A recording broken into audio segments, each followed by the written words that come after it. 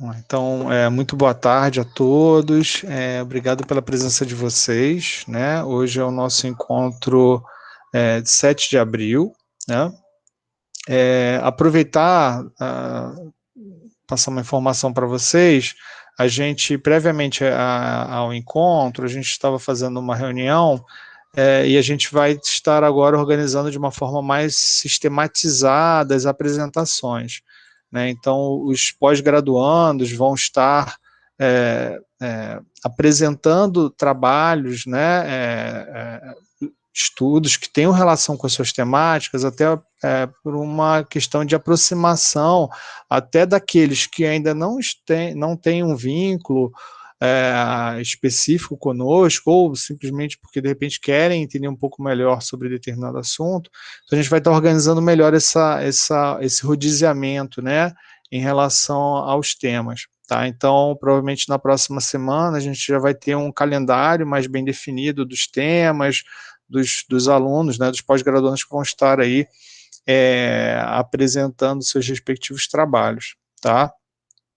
Claro, os alunos de graduação também, né, que vêm desenvolvendo projetos conosco, né, temos aí a Andressa, a Vandressa, outros alunos, o Wesley e o Juan devem participar, enfim, né, a ideia é que a gente consiga, basicamente, ter com uma certa antecedência esse roteiro, né, essa orientação das apresentações, tá bom? Então, hoje, a gente decidiu, eu vou estar olhando aqui para a minha direita, porque eu estou com a tela aqui, a apresentação à minha direita, tá? Então, a gente hoje, na verdade, esse foi um editorial, né, que eu, o professor Diogo Simões e o professor Vitor Hugo trabalhamos, né, e publicamos recentemente na Revista Brasileira de Fisioterapia, né, e a ideia é falar um pouco de uma técnica que é bastante utilizada, a gente inclusive abordou essa temática numa disciplina na pós-graduação, mas a ideia era tentar discutir um pouco melhor, mesmo com aqueles que não tiveram oportunidade antes, mesmo na graduação ou na pós-graduação, de trabalharem com esse tema, né? Afinal, até porque é um instrumento muito usado, né? É um tipo de medida que a gente costuma realizar com relativa frequência na nossa prática clínica, tá?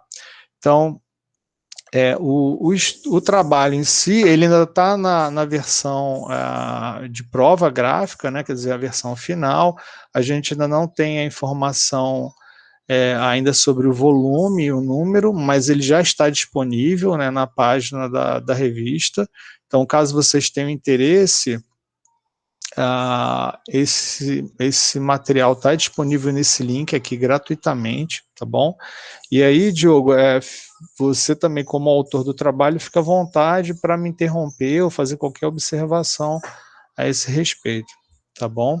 Então a ideia é a gente falar então um pouquinho dos dinamômetros portáteis na medida do desempenho muscular, tá? E estabelecer algumas questões críticas, enfim, é o que a gente costuma observar na literatura.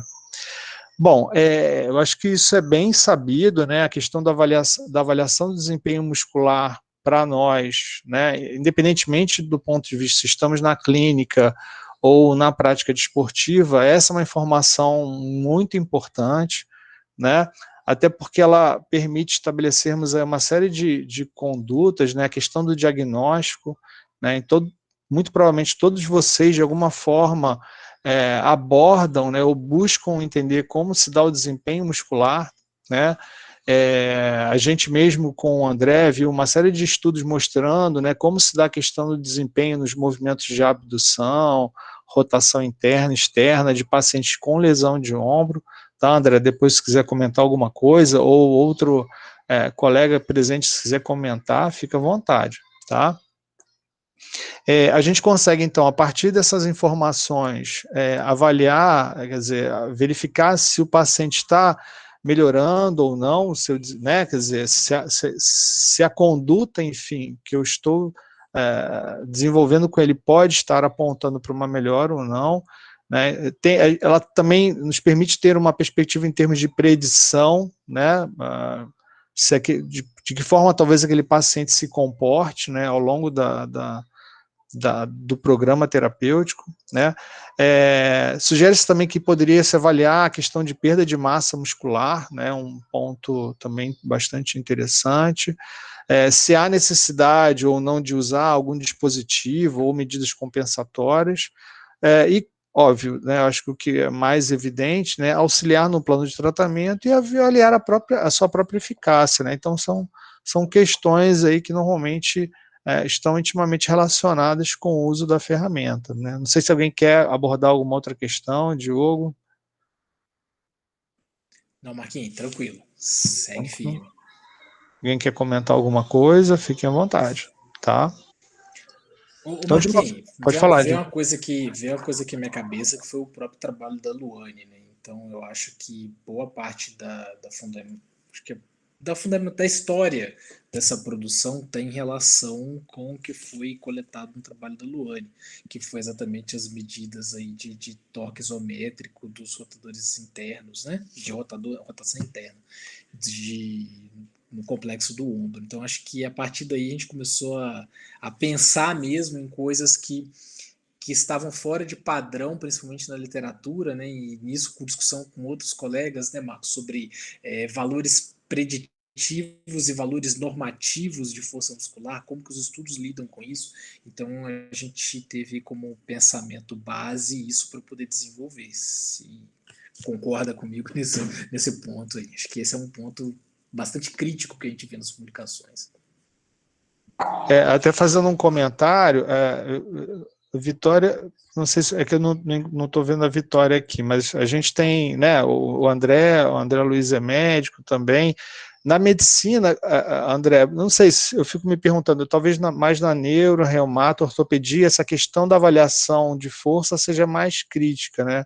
Mas assim, você faz uso, porque essa é uma medida efetivamente importante, né? Quer dizer, no seu objeto de trabalho, que é pegando mais, digamos assim, membros superiores, ou a forma como você avalia desempenho muscular de uma forma geral na clínica é um pouco diferente? Você avalia uma função mais objetiva, digamos, numa tarefa de alcance e preensão? Geralmente eu faço uma avaliação mais objetiva, tá? Avaliação de força muscular através de dinamometria, só se tiver alguma dúvida, por exemplo, né? Porque ela é mais demorada, demanda mais tempo para poder fazer, você tem que seguir uma série de critérios, né?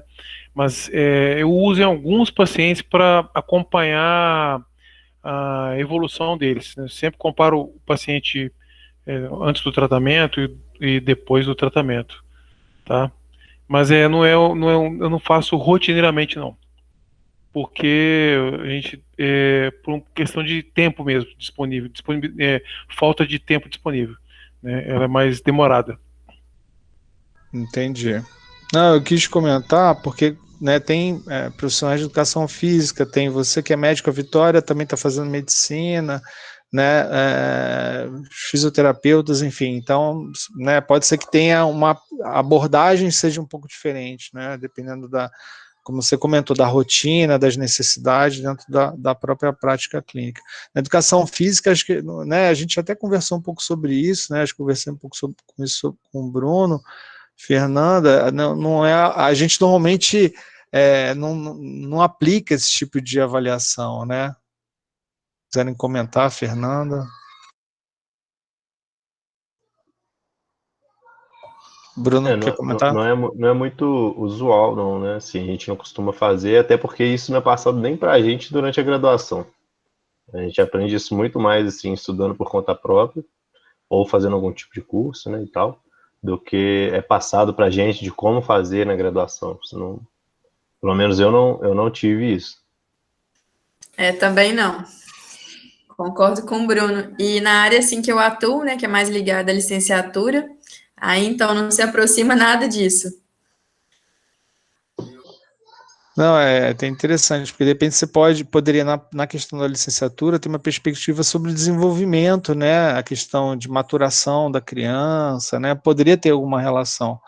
A Ana fez até um comentário aqui, né, mas que de grande valia para pós, principalmente com idosos, né, enfim, então, de repente, se você desenvolve algum tipo de trabalho, fico imaginando a Jordânia, na Santa Casa, que tem um projeto com idosos, né, uma colega nossa fisioterapeuta, né, Mas Diogo. Marco, além de uma questão de praticidade de tempo, igual o André pontuou, acho que existem outras questões também para que isso não seja tão difundido.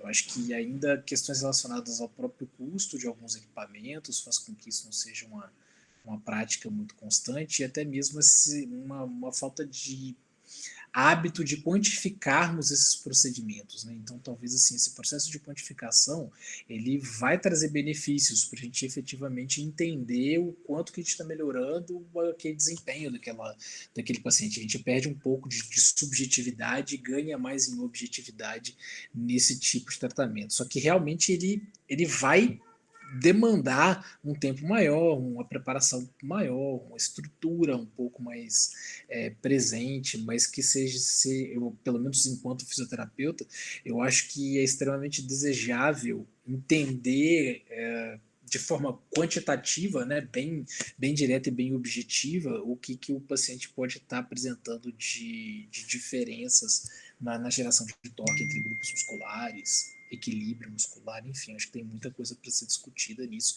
e que a gente precisa trazer mais para nossa prática no nosso dia a dia enquanto fisioterapeuta. Senão fica aquela coisa muito.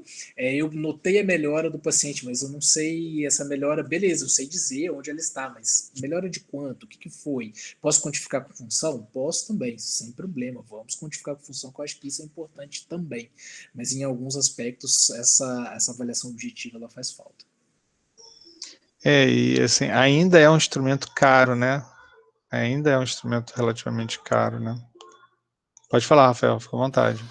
Eu estava imaginando justamente em cima disso, e eu acho que a gente já conversou sobre isso numa aula, que aí a gente percebe o crescimento de fisioterapeutas ou de outras clínicas que estão crescendo na base da avaliação, né? Que eles adquirem e passam, a gente encaminha o paciente, eu dei o exemplo lá daquela lá do Rio e tal. Em Juiz de Fora eu não sei como é que tá, o Daibert, ele faz muito isso, né, gente? O Anderson Daibert, eu não sei como é que tá lá, porque eu não tenho tanto contato assim mais com ele.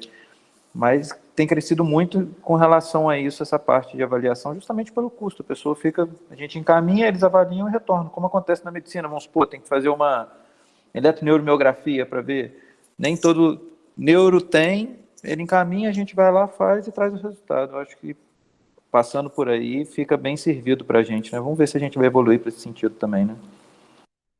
Sim, o custo ainda é alto, né, Rafael? Exatamente. Então, assim, acho que esse modelo, né, de avaliação, acho que talvez a maioria aplique, né, na sua prática, né? Então, normalmente a gente oferece uma resistência ao movimento, né, dependendo, obviamente, da capacidade do paciente, ou se ele apresenta algum tipo de déficit, quer dizer, aí não há nem como, por exemplo, oferecer uma resistência, ele é capaz de vencer a gravidade, o efeito do campo gravitacional, enfim, aí a gente pode atribuir uma nota, né, enfim, e a gente, a partir dessa nota, tem algumas referências sobre a sua capacidade, né, isso eu acho que eu não tenho experiência clínica, mas eu acho que de uma forma geral é que a maioria acaba adotando na sua rotina, né, pelo volume de pessoas a serem atendidas, enfim, pela facilidade também. E aí a gente tem um outro extremo, né? A gente aqui tem um dinamômetro isocinético, né? Um sistema que ainda é muito caro, né? Quer dizer, é um sistema que tem uma manutenção que também é cara, até onde eu sei a gente não tem nenhum fabricante nacional, nenhuma empresa nacional que fabrique, então é um sistema que tem um custo elevado, depende de treinamento, quer dizer, e embora, né, ele possa realmente oferecer uma série de informações, então a gente consegue avaliar o desempenho muscular de vários segmentos, né, de vários segmentos isoladamente, e ele permite que você avalie de forma dinâmica e estática, então, por meio de contrações concêntricas, excêntricas, enfim, então a gente tem como realmente depurar muito bem o desempenho muscular sob diferentes condições, né. Bom, e aí no meio do caminho, né, talvez entre os dois aí, a gente tem aí à disposição alguns dispositivos, né, alguns de mais fácil acesso, que a gente tem um um dinamômetro mecânico, temos sistemas hidráulicos, eletromecânicos, que por sua vez já nos aproximam, né, de um sistema que permite com que nós façamos uma avaliação um pouco mais interessante, né? Alguns permitem você registrar a informação que foi medida e esses dados serem tratados por meio de um software, algo desse tipo. Mas na prática clínica é muito comum a gente observar esse tipo de dinamômetro também, né? Dinamômetros manuais, né? Então, para avaliar o desempenho de preensão, ele tem sido bastante utilizado, até porque ele está correlacionado com uma série de outras questões em termos de capacidade funcional, né? Então é bastante usado. E aí, em relação a esses dinamômetros que são chamados de dinamômetros portáteis, né? A gente tem dinamômetros parecidos com esse aqui, esse é um exemplo, existem outros fabricantes, né? Onde a ideia, então, é que você oferece por meio dele uma resistência, né? O sujeito vai realizando uma contração em torno de uma articulação-alvo. A ideia é que você consiga estabilizar o segmento, então você vai ter uma medida sobre o desempenho muscular daquele sujeito, né? Então, até tem diferentes formas de acoplamento, né? Então, diferentes peças que podem ser encaixadas para um melhor acoplamento num determinado segmento, enfim, para a fixação de um cabo. Então, eu fico imaginando o exemplo da Fernanda, do Bruno, numa academia de ginástica. De repente, você pode fixar o dinamômetro, ter um cabo fixado a ele e você avaliar o desempenho muscular, né? A questão aqui é que, assim, o importante, quer dizer, há uma necessidade de você manter o segmento estabilizado, ou seja, então você vai medir uma contração isométrica máxima, né? Tá? Mas, enfim, esse é uma outra... Pode falar, Diogo. E aí, Marquinhos, entra uma coisa até bastante interessante para poder trazer aqui. A Priscila Veras, que está aqui na reunião, é uma especialista em dinamometria isométrica, praticamente, que a gente tem aqui. Então, ela talvez até possa acrescentar mais coisas do que eu. Mas um dispositivo que auxilia a fixação desse dinamômetro é muito interessante, né? Porque se depender do meu perfil de força comparado a um perfil de força de outra pessoa para oferecer resistência, isso também pode enviesar o resultado, né? Além dos outros problemas que a gente tem da análise dos dados, né? Porque você analisa só a saída do dinamômetro e não considera outras questões que você vai trazer para frente quando dá escola. Sim. Não, até lembro que, eu não lembro se eu se eu assisti a Priscila ou algum outro colega que estava fazendo coleta de dados, e muito interessante, porque vocês, né, Priscila, se quiser comentar, tinham desenvolvido um dispositivo, né, à base de PVC para acoplamento de dinamômetro. Então, é isso que o Diogo comentou, é importante.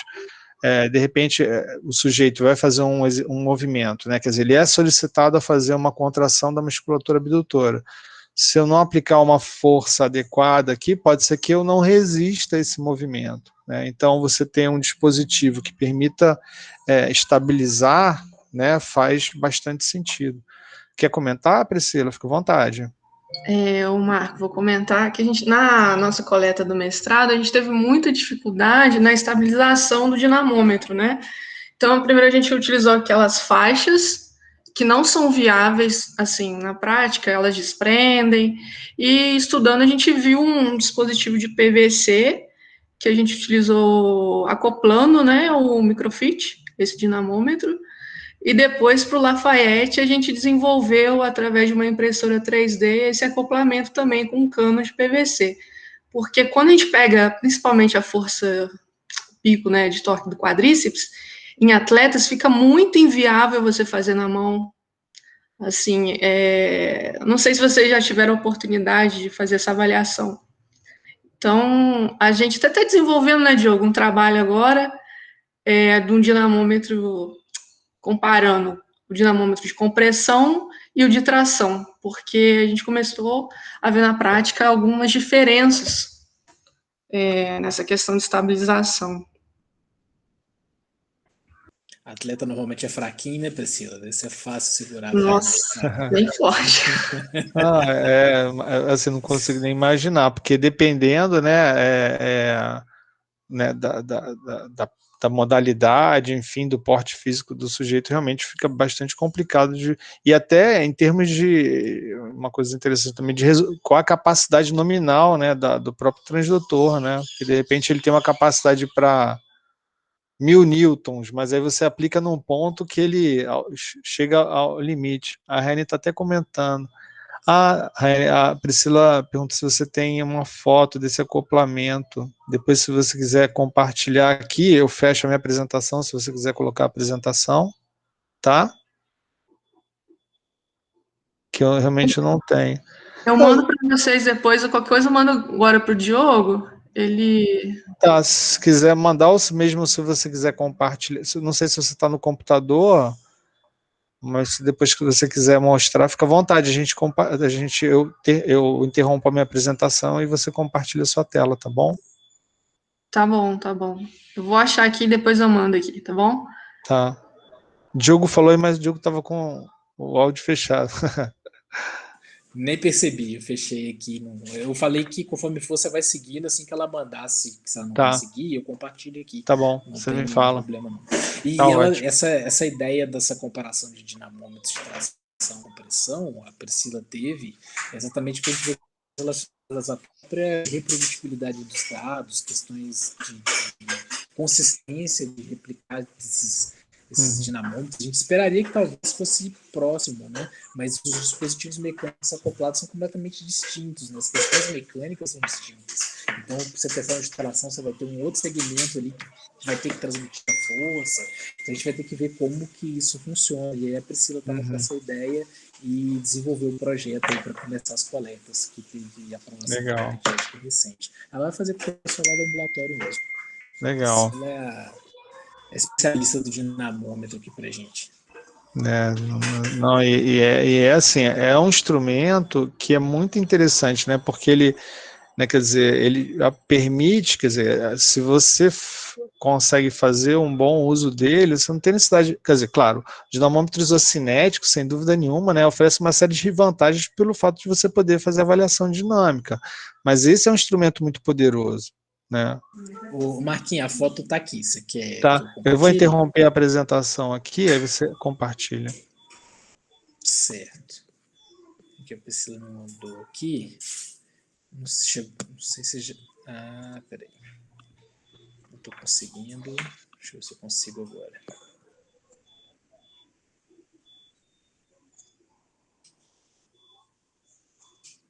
Chegou o compartilhamento? Acho que sim, né? Chegou. Beleza. Então, o Rayane, esse dispositivo que eles confeccionaram, acho que dá para perceber aqui, tem uma adaptação de uma peça para o próprio dinamômetro, que é acoplado a um cano de PVC, e esse cano de PVC está aqui apoiado na parede. Então, o paciente, na hora de desenvolver aqui a força, né, vai acabar empurrando a parede e aí não tem a complacência em função do próprio examinador, né, aquele efeito mola que o examinador vai ter no início ali do próprio desempenho do próprio teste. Priscila, só uma dúvida, essa peça branca que está na extremidade é essa que vocês fizeram na impressora? Isso, foi isso mesmo. Eu estou mandando uma foto para o Diogo aqui, e a foto do projeto também. A gente fez na impressora 3D. Que legal. Deixa eu ver se eu consigo. Muito legal. Aqui. Isso aqui, né? Isso. Que ele foi adaptado.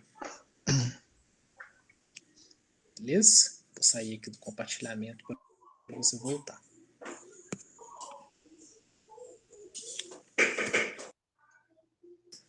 Manda ver, Marquinhos. Vamos lá. Obrigado, Priscila. Qualquer coisa também, vocês, por favor. Então. Ficou claro, Rayane? Deu direitinho, hein? Agora que eu vi aqui que ela mandou um entenditório aqui no chat, eu não estava vendo na hora. Beleza.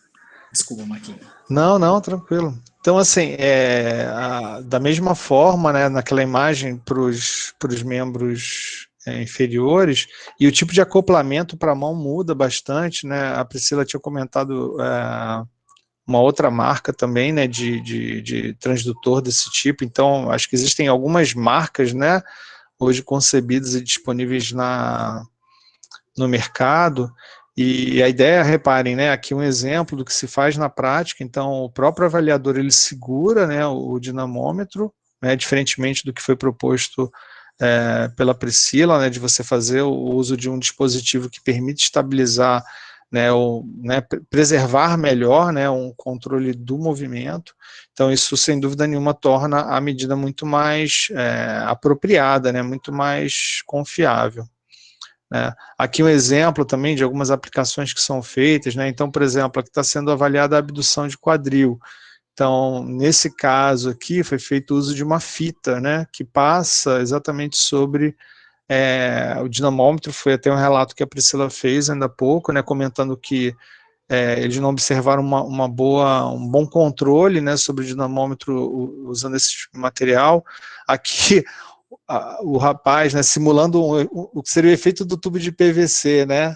Então ele faz a abdução, mas ele coloca o cotovelo encostado na parede, né? Então seria um pouco, né, uma gambiarra, né, do que foi formalizado por meio do trabalho da Priscila, que foi fazer uma peça que se adeque corretamente e tudo mais, né?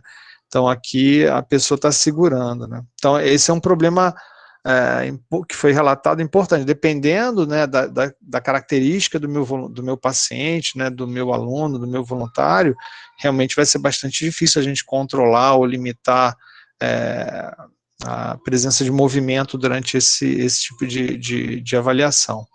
E aí, em cima disso, a gente começou a observar quando o André começou a desenvolver o projeto dele, a gente conversando também sobre a questão do projeto da Luane, né, que foi em relação a trabalhos, né. Esse aqui é um exemplo de um trabalho bastante citado, que traz valores de referência em relação ao desempenho, né, muscular em torno de diferentes articulações.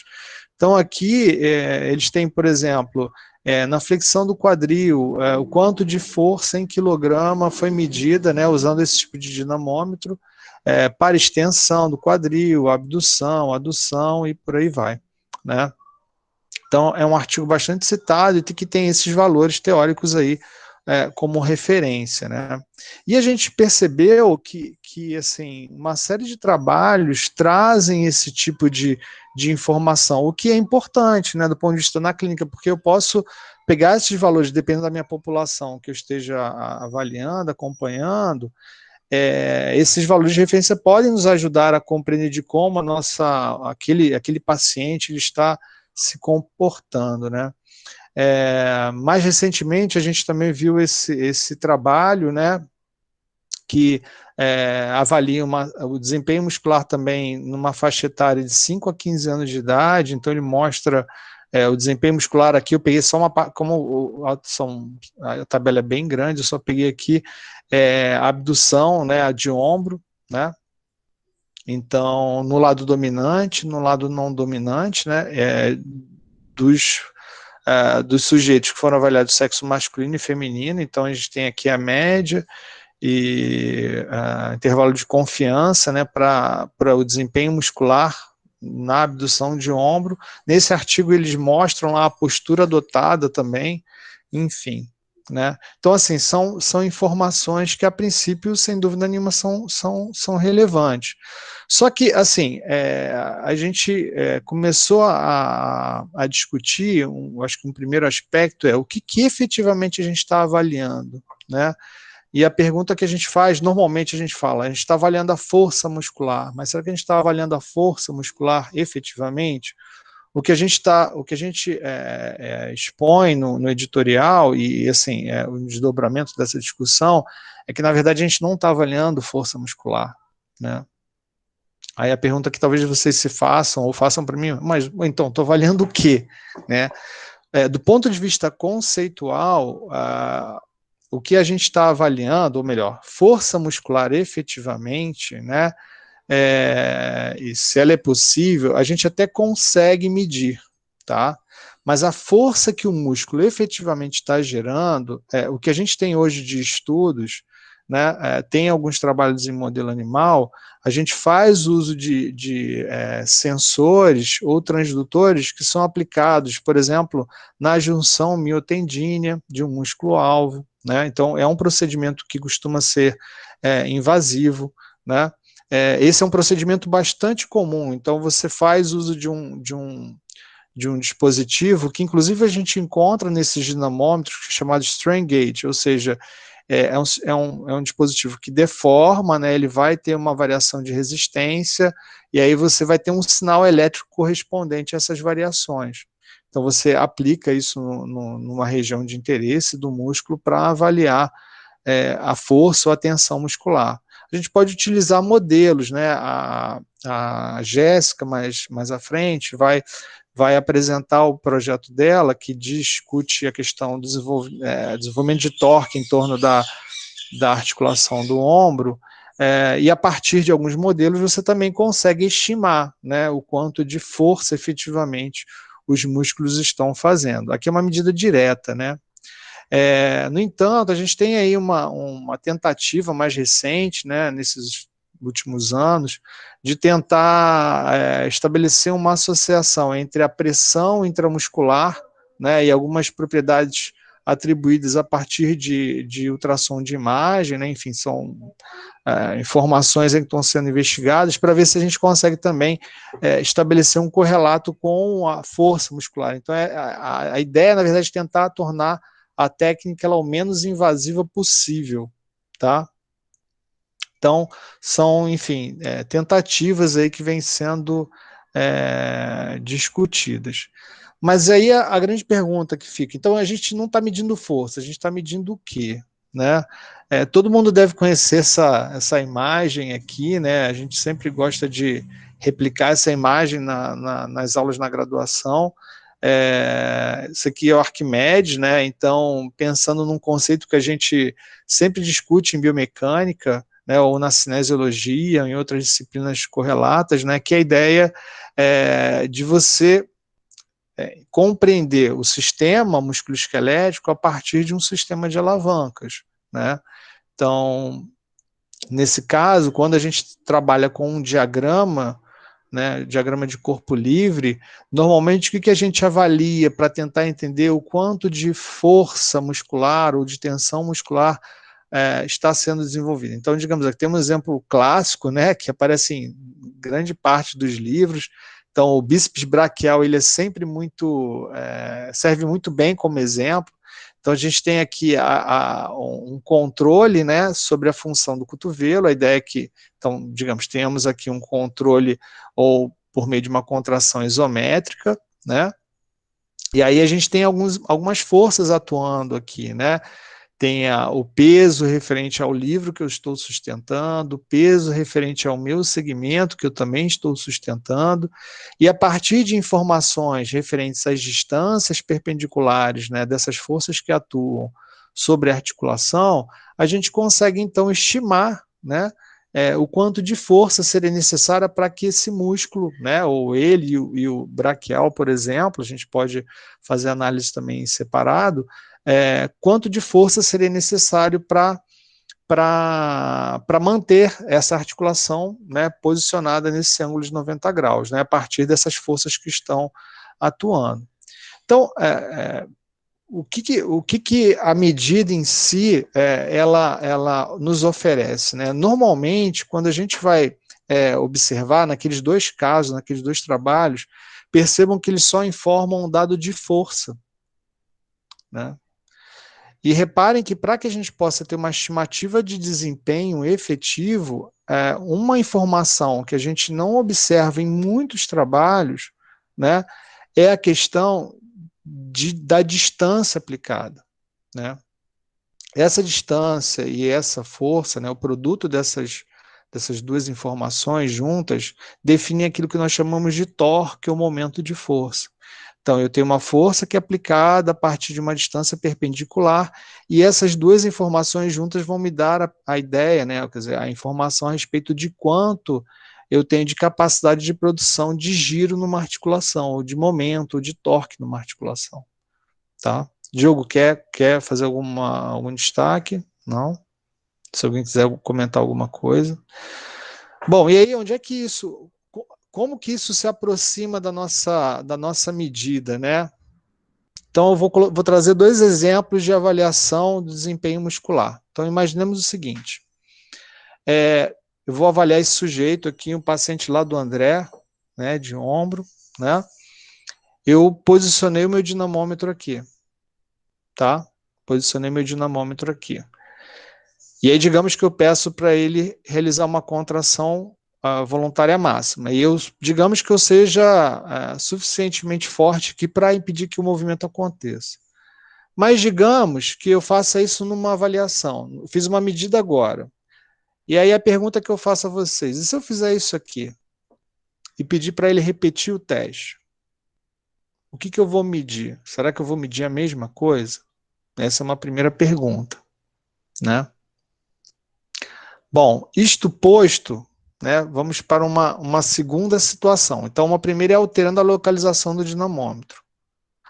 Uma outra seria, né, alguns desses protocolos que são trazidos nesses artigos, naquelas 2 referências, por exemplo, elas mencionam onde é que elas posicionaram, qual é a minha referência anatômica.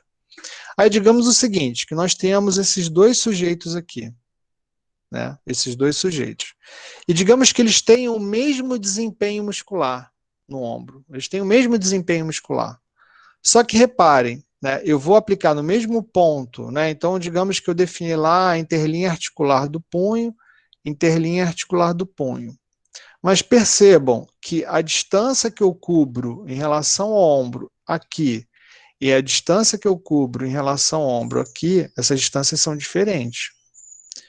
Mas eu sei de antemão que eles têm o mesmo desempenho. E aí a pergunta que eu faço a vocês, mas o que eu vou medir aqui essas medidas são iguais?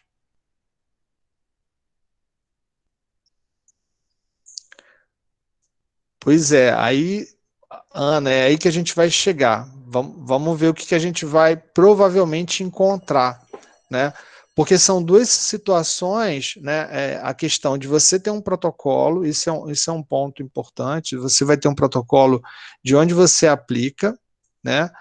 E se eu não usar um protocolo, apliquei aqui, apliquei em qualquer lugar, isso torna ainda essa medida factível, né? Então, essa é uma pergunta importante, né? Eu preciso ou não usar um protocolo ou uma referência anatômica para que a gente possa medir?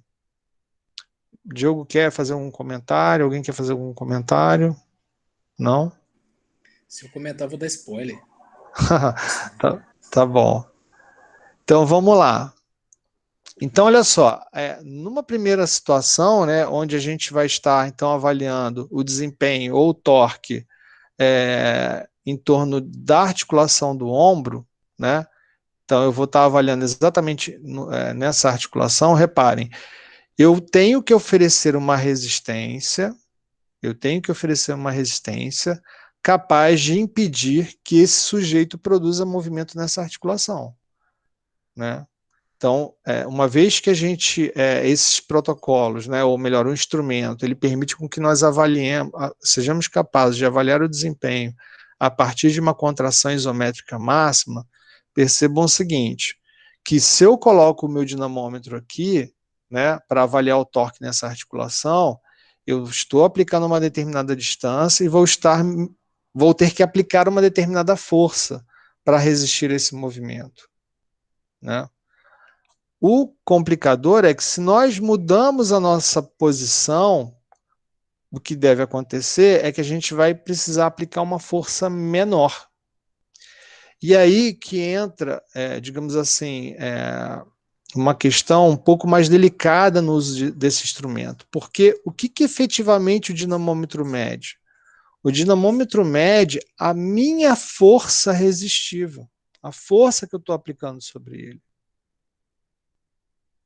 Então, reparem que, nesse caso aqui, né, se eu me aproximo da articulação-alvo, eu vou ter que aumentar a força aplicada por mim, ou, se fosse o exemplo do cano de PVC, né, do dispositivo que a Priscila comentou, se nós medíssemos a força transmitida para o cano, essa força de reação, ela é dependente da distância na qual nós estamos em relação à articulação-alvo.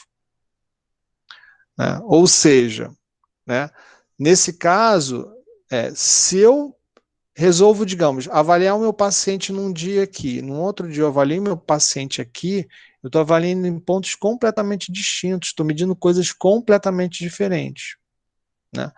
Então, notem que o transdutor, ele, na verdade, responde a uma força na qual eu estou aplicando.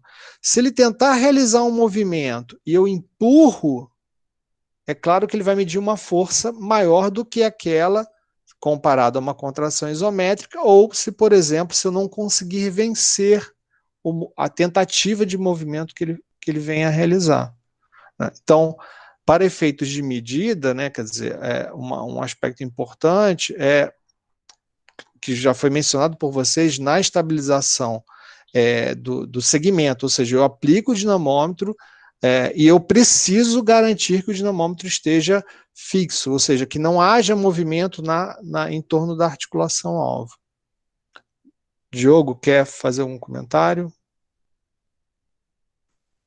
Ô Marquinhos, isso tudo que você está falando é um cuidado que nós, enquanto fisioterapeutas, temos que tomar e a gente não tem tido esse cuidado de forma muito categórica, né? Pelo menos é o que a gente tem visto aí nas publicações e querendo comparar muitas das vezes medidas que não são comparáveis, que a partir do momento que você não torna isso normatizado, a gente tem algumas questões que são importantes, né? Então, acho que esse é um ponto fundamental, é justamente a gente tentar divulgar em cima dessa ideia da importância de se ter a estimativa de torque, mais do que a própria saída do dinamômetro.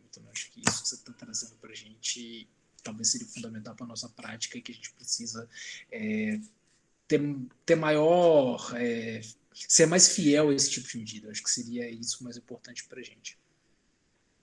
Não, e assim, em cima do que você comentou, Diogo, assim, então, né, acho que um ponto que eu não deixei talvez muito claro, né, é fazer um destaque que eu preciso computar a distância. Eu obrigatoriamente preciso computar a distância.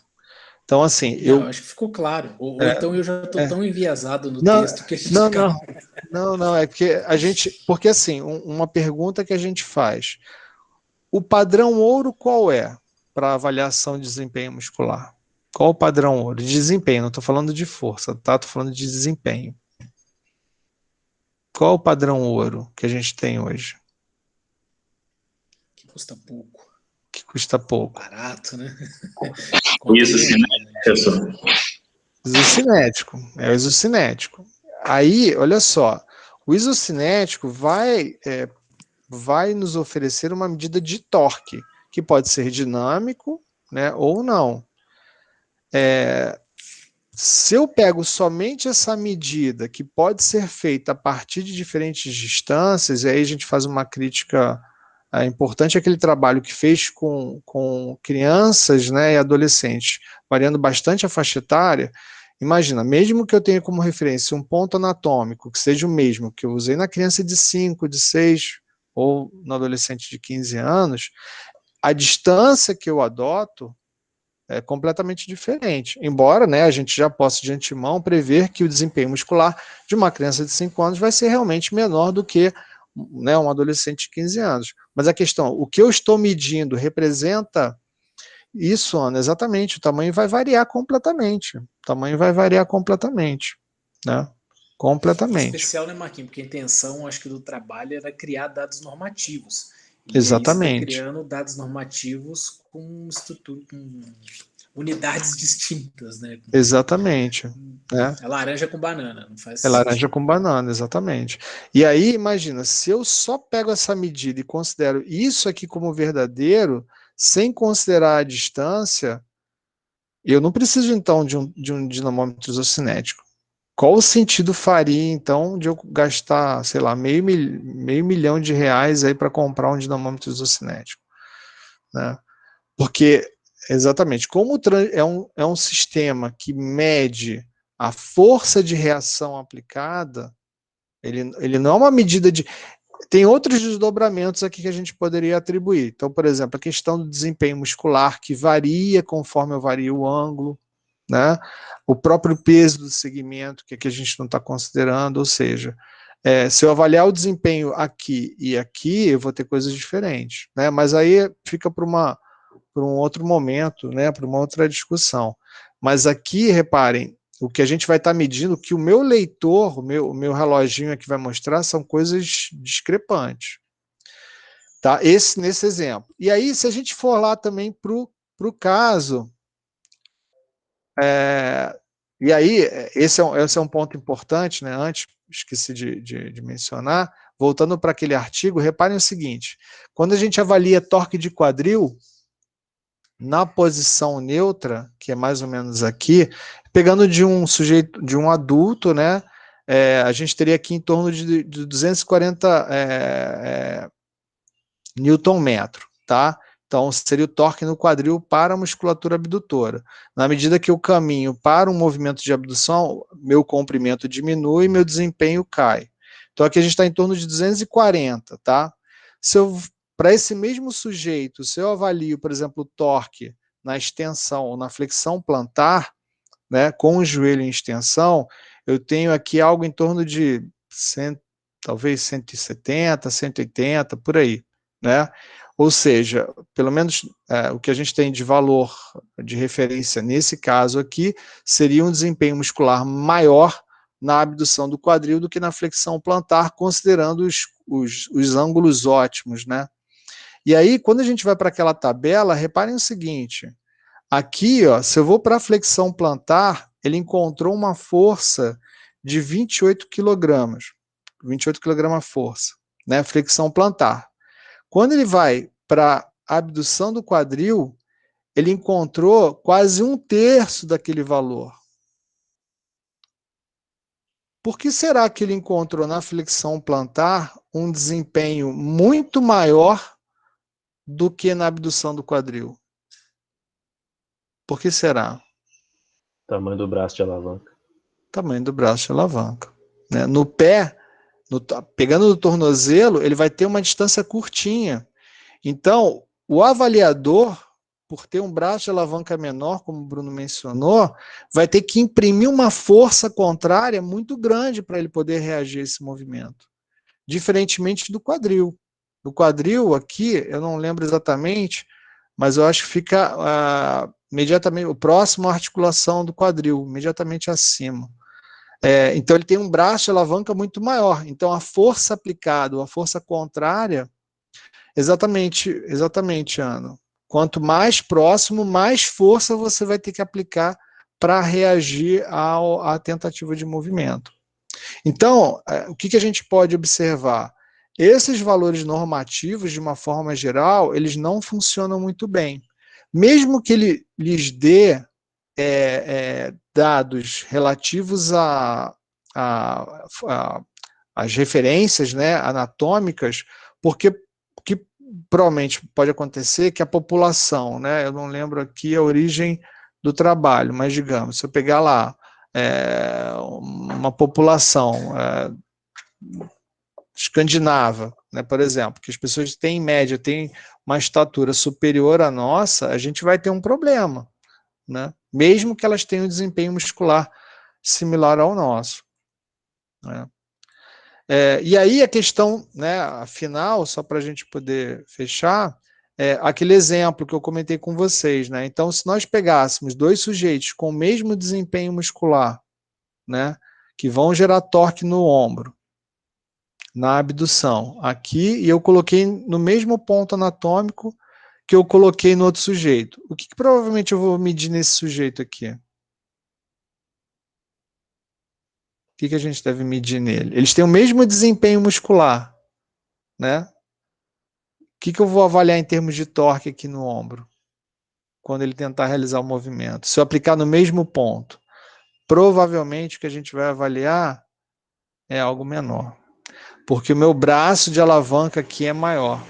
Então, ele mesmo tendo o mesmo desempenho muscular, o fato de eu estar, mais uma vez, medindo a força de reação pelo transdutor, eu vou estar medindo um desempenho pior nesse sujeito do que nesse sujeito aqui. Então, o que a gente propôs fazer, né, no editorial, embora seja uma questão básica, assim, a gente, né, o que chamou a atenção da gente, né, e antes disso a gente chegou a escrever até uma carta questionando um daqueles trabalhos, né, que foi o trabalho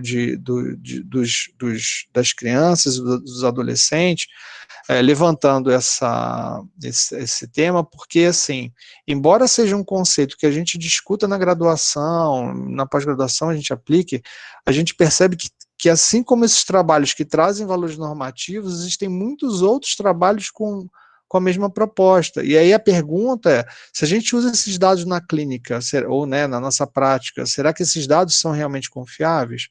Provavelmente não. Então, o que a gente coloca como até sugestão, independe de valor anatômico. A referência anatômica pouco importa. O que importa é ter uma medida da distância de onde eu aplico o meu dinamômetro até a minha articulação-alvo. Então, não importa se eu aplico do cotovelo, ou a mesma distância para todos, exatamente, Ana, exatamente. Você pode até criar um dispositivo que ligue a articulação a se você aplicar a mesma distância também, perfeito, né? Você tendo computado a mesma distância e estabelecendo o produto entre a força medida e a sua distância, você vai ter uma medida de torque. E a medida de torque, ela vai permitir com que você estabeleça comparações entre diferentes grupos e faixas etárias, exatamente. Aí você normaliza para todo mundo, exatamente. Exatamente. E aí, bom, fiquem à vontade para comentar, mas essa é a ideia. Se alguém quiser comentar, Diogo, fica à vontade. Fiquei pensando nesse dispositivo para manter a mesma distância, né? Mas talvez eu optaria por medir na hora e normalizar para trabalhar depois. Acho que seria mais prático, pelo menos nesse primeiro momento, mas é uma ideia a ser colocado. Tem um outro tipo de normalização que a gente até discutiu bastante com o Priscila um tempo atrás, que era a normalização pela massa. Acho que talvez as pessoas tenham essa visão exatamente para trabalhar um pouco aí questões de biotipos físicos distintos, então é um outro tipo de normalização, mas que ainda assim é diferente disso que está sendo proposto, né? Porque aqui é uma questão física que está sendo mensurada, não só uma questão de biotipo, não sei.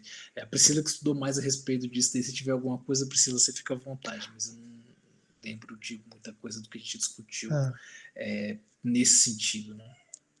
Essa questão da massa, por exemplo, eu fiquei pensando, você falou, pensei, nesse caso aqui, imagina, esses dois sujeitos, né, o desempenho deles já vai ser maior, porque você está a uma distância mais curta, e ele tem uma massa corporal menor do que esse, então você joga o cara ainda mais para cima,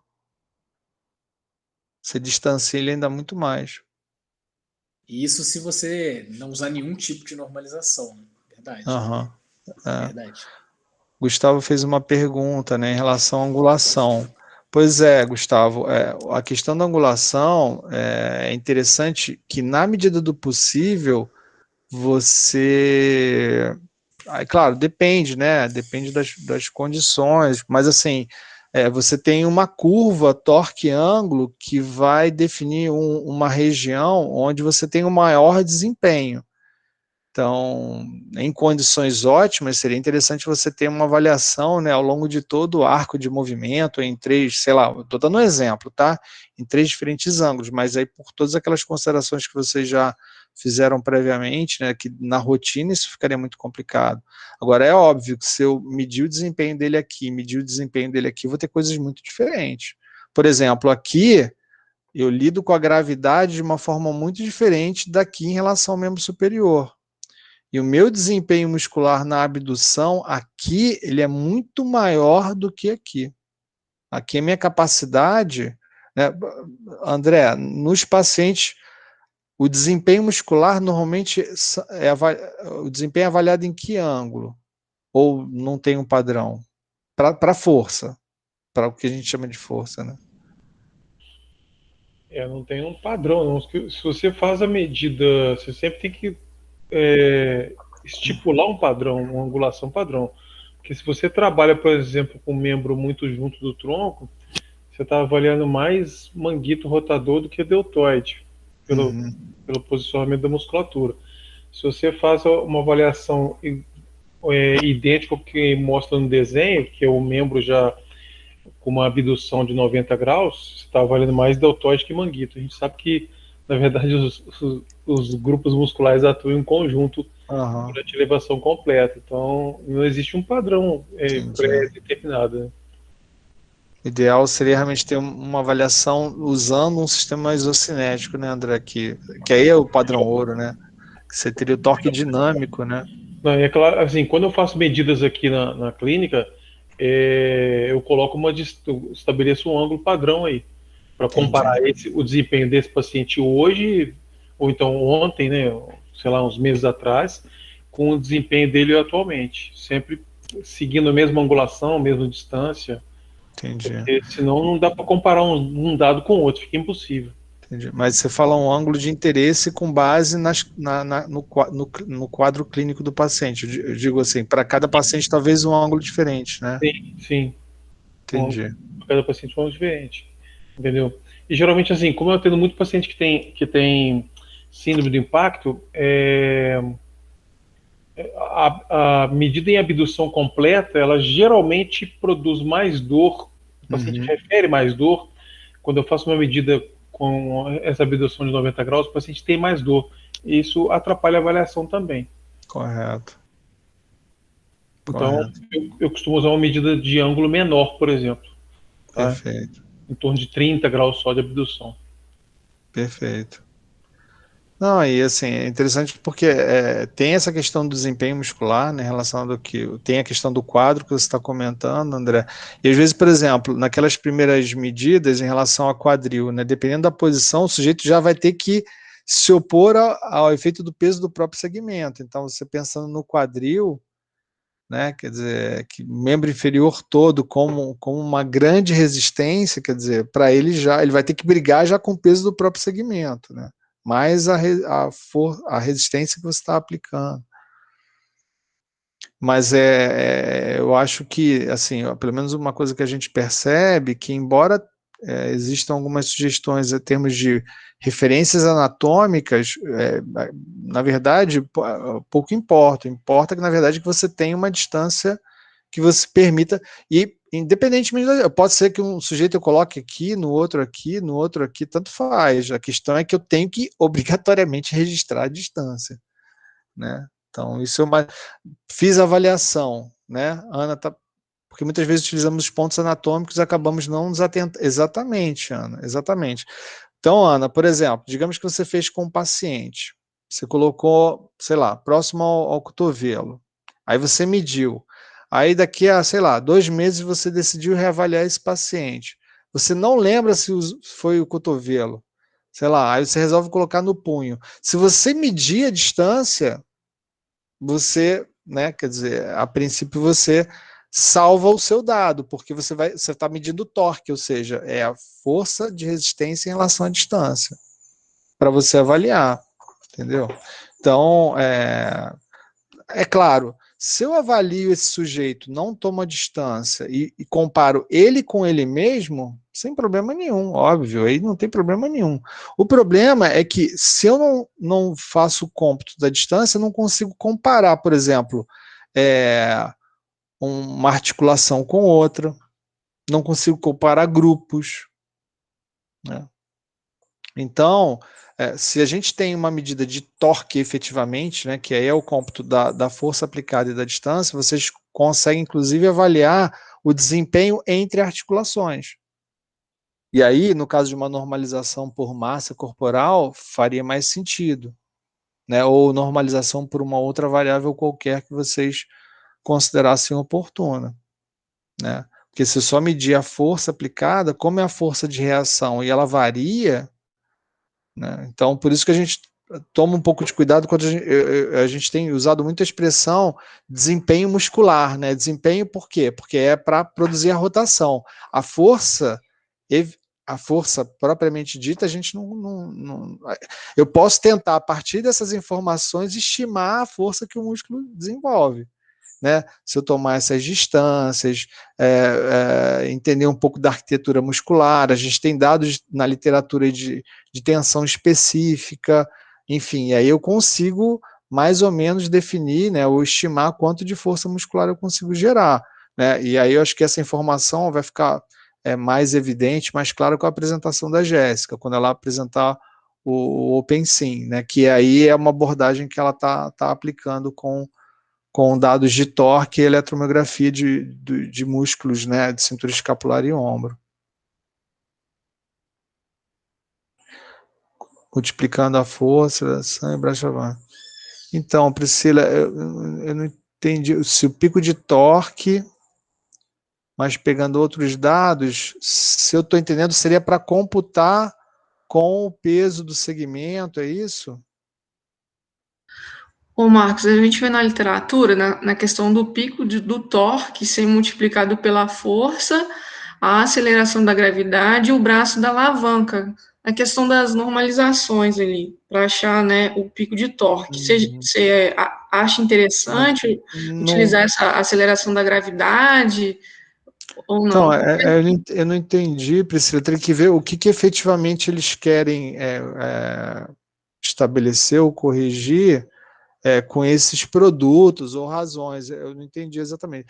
Depois, se você tiver um artigo que comente ou tem alguma sugestão nesse sentido, eu acho assim, eu acho que uma consideração a ser feita é, se você consegue eliminar ou minimizar os efeitos do campo gravitacional, ou seja, nesse caso aqui, estou avaliando o desempenho muscular num ângulo, né, tem a questão clínica que o André comentou, mas, por exemplo, aqui eu não estou considerando o peso do segmento, né, foi uma coisa que a gente conseguiu fazer bem no trabalho da Luane. A Luane, inicialmente, na pergunta dela, a ideia era só usar um halter, mas a gente considerou, não, Luane, olha só, primeiro, o halter, se você vai produzir um movimento de rotação externa do ombro, primeiro, que você está variando os momentos ao longo de todo o exercício.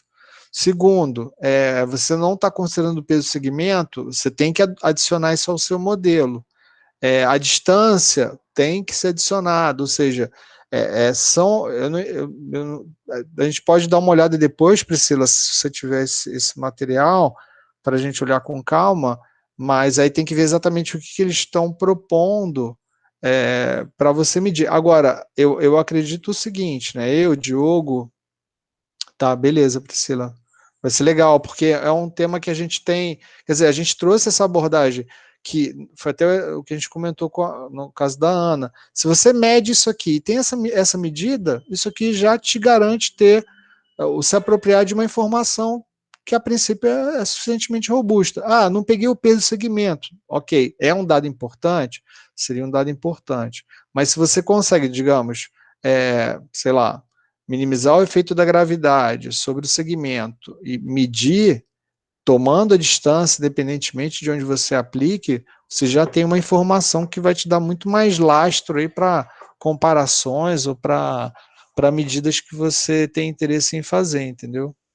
Então, Marquinhos, pelo que eu entendi, é exatamente essa questão de normalizar o efeito da gravidade nessa medida, porque Priscila me corrija se eu tiver entendido errado, é a saída que tem no dinamômetro multiplicado pela gravidade e o braço de alavanca, é como se acrescentasse a medida aí da constante gravitacional no processo.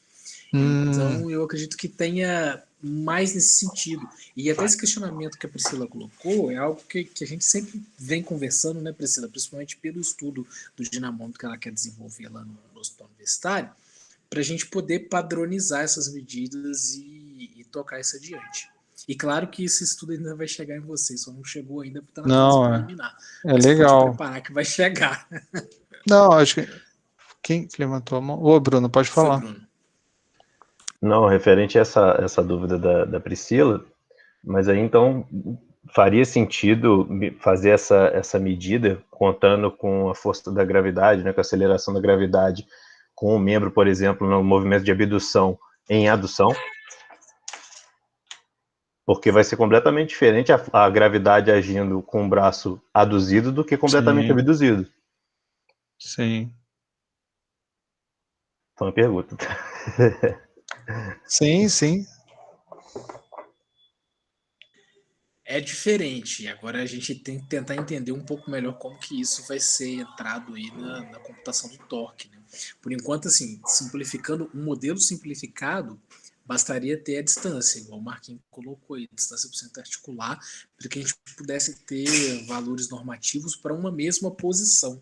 Então, assim, imagino que talvez alguma coisa nesse sentido seja para se trabalhar com diferentes posições de teste. Mas se você normaliza, se você já está partindo por base, que a sua posição de teste é sempre a mesma, o que você necessita minimamente aí é dessa medida de distância do centro de rotação. Lembrei de uma coisa também interessante, às vezes tem uns trabalhos que mostram assim, razão entre flexores e extensores, exemplo, cotovelo. Só que aí você coloca os flexores num comprimento eficiente, ou seja, no seu ponto de máxima capacidade de geração de torque, e os extensores não. Então, o desempenho de um é máximo, o desempenho do outro não é máximo. E aí você estabelece uma razão, na verdade você não... Você está vendo qualquer coisa, menos uma razão clara de relação de eficiência, entendeu? Então, nesse caso, quando se tenta fazer uma estimativa entre grupos que sejam antagonistas, é interessante verificar qual é o meu ponto de máximo para um grupo muscular, qual é o meu ponto de máximo para o grupo muscular antagonista, porque, digamos, eu poderia pensar assim, joelho, eu vou fazer máxima na extensão de joelho, máxima com o joelho na mesma postura, 90 graus, estou lascado, porque para os isquios tibiais tem um desempenho muito alto nos primeiros, se o sujeito, obviamente, ele estiver com o quadril na posição neutra, nos primeiros ângulos, nos primeiros graus de amplitude do joelho. Então, os pontos de pico de geração de torque são diferentes. Então, esse é um ponto que tem que levar em consideração.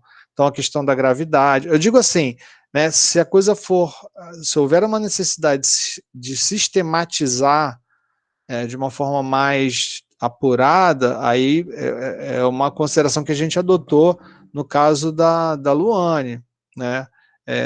Então, nesse caso, a Jéssica vai estar trabalhando com os dados da Luane, com dados que a gente tomou, a gente calculou o centro de massa da mão, do antebraço, do braço, calculamos o torque de todos eles, naquele ângulo específico, né? Então, a gente modelou todo mundo por meio de figuras geométricas de fácil identificação, né? Centro de massa de todos eles. Então, assim,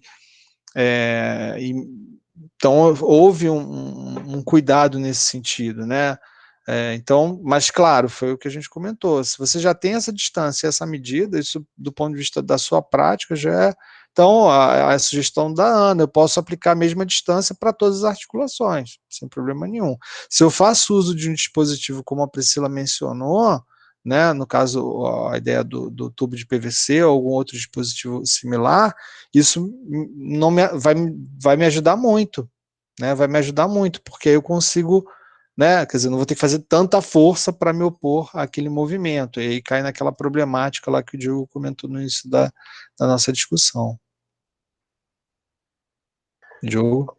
Ô Marco, eu tinha até comentado no início, né, que você tinha falado lá, referente, se a gente faz esses tipos de medida na prática da educação física, assim, diferente da área médica ali, de ortopedia, igual o André, diferente da fisioterapia, né, a gente lida muito com RM, né, que, assim, né, geralmente para pessoas que não estão com algum tipo de contusão, né, porque é difícil você pegar um indivíduo que está lesionado e botar ele para fazer um teste de um RM, né, então provavelmente ele não vai conseguir, mas mesmo assim é algo que também toma tempo, tem todo aquele protocolo, né, então teria que tirar um dia, por exemplo, com um aluno e tirar um dia só para isso, um horário inteiro para fazer, de repente, 3 testes de um RM de grupos musculares diferentes. Não, Bruno, assim, acho que você chegou a comentar comigo, né? Pois é, no dinamômetro, nesse caso, ajudaria bastante. Porque assim, você poderia acoplar o dinamômetro se fosse uma barra, alguma coisa assim. E se não me engano, você comentou que vocês têm uma métrica para tentar, né, estabelecer uma carga alvo aproximadamente. Né? Existe uma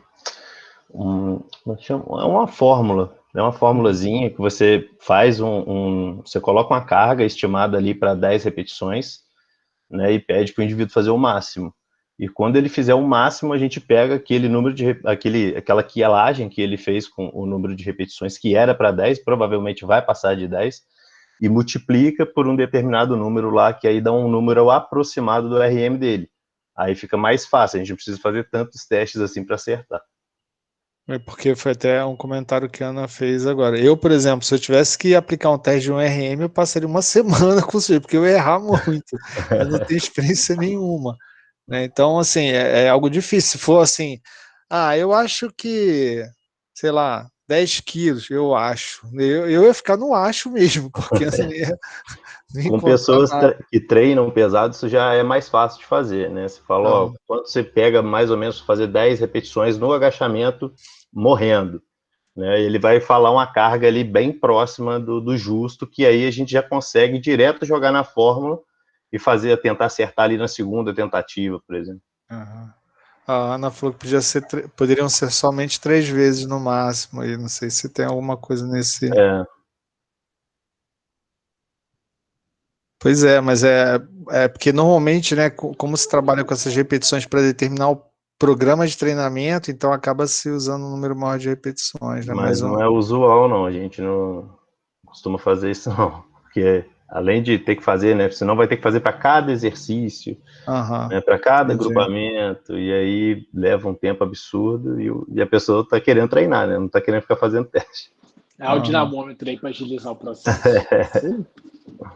É verdade, foi até aquilo, né, que vocês comentaram, né, o Rafael falou, o Gustavo da avaliação em clínica, a minha dúvida é essa, porque assim, será que esse dinamômetro, por exemplo, ele suportaria esse torque exercido por uma pessoa saudável e forte? Depende do transitor, né? Eu acho que esse que o Marquinhos apresentou aqui, ele, se não me engano, aguenta 200 kgf, 150 kgf. Priscila, talvez a Priscila, eu não sei. Aquela célula de carga do laboratório é 200 kgf. Então tem que ver a especificação do dinamômetro. Quanto maior a capacidade de resistência, mais caro. Mais caro, né? Então tem algumas questões a se pensar. A Fernanda falou da calibração, né? Não tivemos experiência nesse sentido, mas acabei tendo contato com dados do Handgrip numa coleta de dados do HU. Pois assim, para que o dinamômetro, normalmente, a célula de cargas apresentar algum problema é um pouco complicado. Normalmente isso é um material robusto, né? Você tem duro alumínio. Agora, esses dinamômetros como esse aqui que a gente está mostrando, né? Esses que a Priscila utiliza nas pesquisas, eu não sei com que frequência a necessidade de repente, você fazer uma calibração, ou enfim, mas provavelmente eles pedem, né? Ou então, pelo menos, tentar entender o comportamento linear da célula de carga, né, Marquinhos? Então, esse é um ponto importante. A pessoa falou pelo menos uma vez por ano, né? Então, de repente, né, tem uma pergunta, de repente, se você, digamos, tem uma capacidade de 100 kg força ou 200 kg força, aí você pega, digamos, os sujeitos que o Bruno treina, né? E aí, de repente, eles vão no limite do dinamômetro. Ou se, de repente, eu aplico na clínica, né, onde as forças são aplicadas. Será que eu vou precisar fazer essa calibração sempre com a mesma periodicidade, né? Não sei. De repente, aí a questão de... Embora pensar em fadiga de material nesse caso, eu acho um pouco... Não sei se pouco provável, não sei, posso estar falando bobagem. O fato é que tem que entender para que vai ser usado. Né? Acho que esse é o primeiro ponto, para justamente ter essas ideias. Henrique, fica à vontade. E depois a Priscila levantou a mão também. Não, lá no laboratório a gente testava, sei que não é o mais correto, mas um pezinho, né? Um pezinho a gente utilizava para ver. O que mais, assim, desgasta nesse dinamômetro são as borrachinhas, né? As borrachas desgastam muito e eu não sei se vocês tiveram a oportunidade de vocês realizarem um teste, né?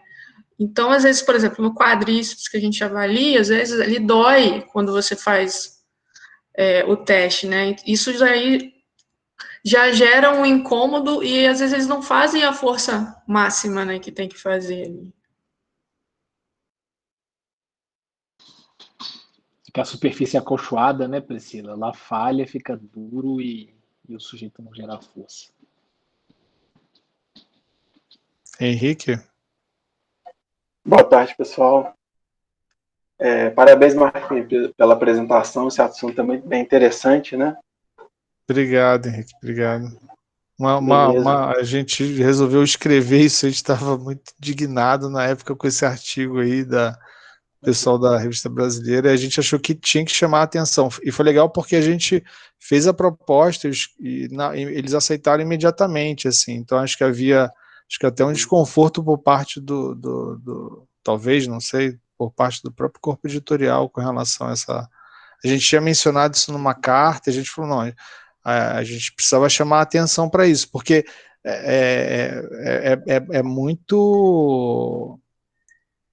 muitos trabalhos trazendo valores normativos, mas sem clareza ou sem uma base teórica, né? Com certeza. Acho que foi o Rafael comentou lá do Anderson Daibert, né? Eu tenho uma parceria lá com ele e lá ele tem também esse dinamômetro, além de outros equipamentos, e é bem interessante as avaliações que tem um resultado bem preciso, né? Lá que ele trabalha com a estabilometria, com baropodometria, tem aquele sensor que é um acelerômetro com giroscópio para analisar marcha. Então é bem interessante. Além disso, esses dispositivos eles têm tipo jogos para você fazer um feedback também no tratamento. Então o próprio dinamômetro, se conseguir adaptar com feedback de jogo, é bem interessante, né?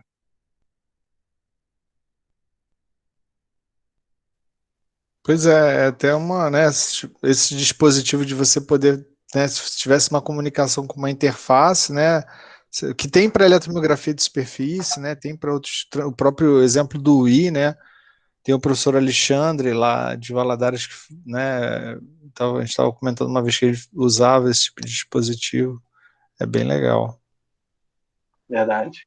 Fazer um controle de força dinâmico, né, com um joguinho é bem motivante. É bem legal. Inclusive, se vocês me permitem, gostaria de convidar todos ao seminário que vai ter hoje junto com Anderson Daibert, que a gente vai falar sobre estabilometria, né? Os efeitos de uma lesão traumato-ortopédica na neurofisiologia através de uma análise na estabilometria. Coloca pra gente aí, Henrique, aqui no chat, vai ser via o que? Instagram? Vai ser Zoom. Vai ser Zoom? Isso, eu posso disponibilizar o link aqui, será às 8h15. Tá. A gente vai discutir um pouquinho disso. Fernanda está convocada. Obrigado. Vou botar o link aqui, estejam todos convidados. Obrigado, Henrique, legal. O que aconteceu comigo lá no HU, a gente pegou os dados que já estavam no prontuário. Então, assim, além da questão do viés, né, da calibração, ainda teria o viés do experimentador. Então, assim, na época eu nem sabia tanta coisa, mas, assim, de questão de viés, né?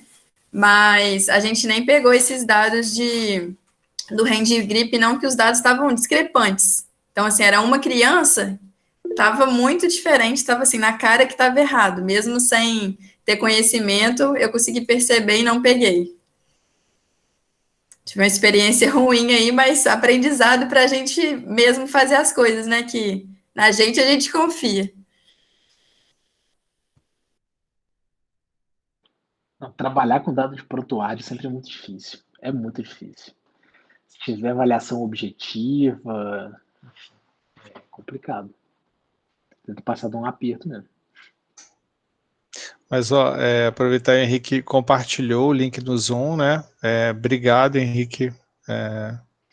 Sendo possível, estaremos lá. Eu recomendaria, e especialmente para a Fernanda, que vai trabalhar com estabilometria, então, também estar presente lá. Obrigado. O Bruno da Amplitude vai participar também, e a Dominique, que é uma físio que formou aí na UFJF também. Legal, legal. André, essa que você tem, André, você tem o Lafayette, não tem aí na clínica? Tem, 136.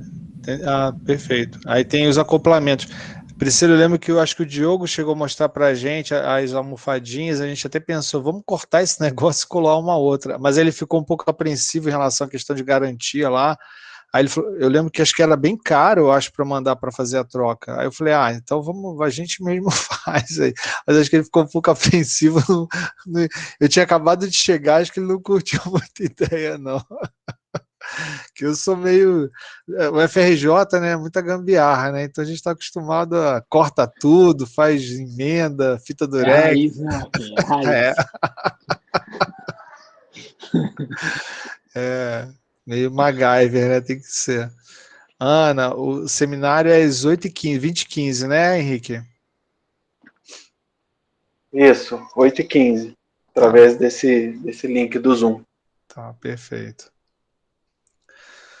Então, pessoal, mas eu acho que é isso, essa era a ideia, né, da gente poder estar discutindo hoje, foi bastante bom, né, foi legal vocês também poderem participar, a ideia é essa, que a gente faça essas interrupções mesmo, né, é bastante livre, e aí só fazendo esse destaque, né, que a partir da próxima semana, então, a ideia é que a gente sistematize essas apresentações. Né? Lembrando que a gente está colocando, a princípio, os alunos que estão formalmente matriculados no programa, mas Gustavo, Saulo, né, Rayane, né, outros colégios, os alunos da graduação, a ideia é que a gente possa também fazer essa, né, vocês estejam também nesse roteiro aí de apresentações. Então a ideia é que a gente possa estar discutindo aí ao longo dessas próximas semanas, perspectivas de trabalho, aqueles que ainda não estão necessariamente vinculados ao grupo, né, foi o que a gente mencionou, vai ser uma forma de conhecerem melhor o trabalho. O André vai estar fazendo coleta de dados, né, na clínica dele, então, André, acho que no momento oportuno, essa semana a gente deve estar aí junto com o Bruno, com o Diogo, montando o setup. Acho que pode ser uma forma também de fazer uma divulgação do trabalho, tá? E, de repente, né, tentando recrutar mais voluntários, tá bom? Alguém gostaria de fazer algum comentário? Não?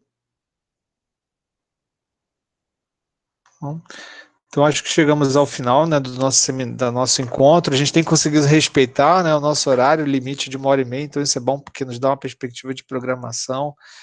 Então, mais uma vez, obrigado pela presença de todos. Obrigado, Priscila. Seja bem-vinda, venha quando for possível, né? É bom ter a presença de profissionais aí experientes com a gente, né? Enfim.